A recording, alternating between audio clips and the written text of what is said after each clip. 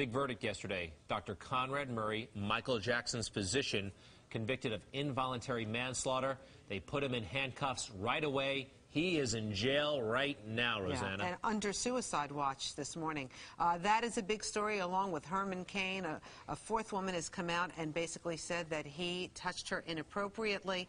To talk about all these different topics in the news right now is criminal defense attorney Marianne Bertuna and psychologist Dr. Judy Kuriansky. Nice to have you both back on Good Day New York. Thank you for having me. All right, me. let's talk about the verdict yesterday. He only had one charge against him, involuntary manslaughter. He did, and the district attorney's office properly charged the case, which is why, unlike in the Casey Anthony verdicts where we saw a bit of an overcharge of the case and she ended up being acquitted, in this case they properly charged it. They based it on the fact that this was gross negligent conduct on the part of Dr. Conrad Murray. And Dr. Kuriansky, Michael Jackson was a victim. I do think he was a victim, and I'm going to say something controversial. I think he also had some unconscious suicide intention himself. I mean, think of what he went through.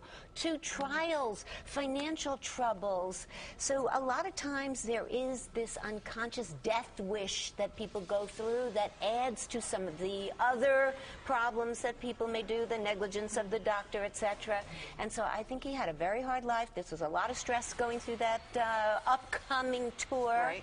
And so that see, I told you it was going to be controversial. Dr. Kuriansky, yes, I don't think we can just say that we have no idea. And that's in my psychological... Your instinct, your gut, because you never treated him. And even if you did, you certainly wouldn't be able to say that. I've seen other cases like that, and so it is in my opinion. And even if he had that tendency, that's even more of a reason why Conrad Murray should be responsible. Okay, that's true. I mean, there's no reason that he should have had that much of a... But in Hollywood, we know that you can buy doctors there. Right. And is the family complicit?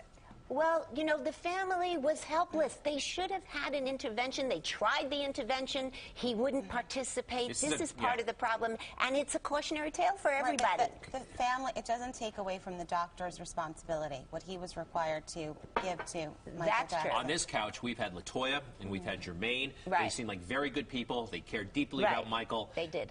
Complicity, not an issue here, in my opinion. I mean, I just think they are... Well, you know, Michael kept him at arm's distance. They did.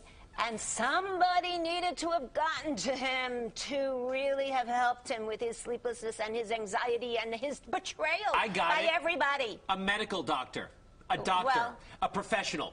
This man failed him, and he failed his profession, and he's going to get punished.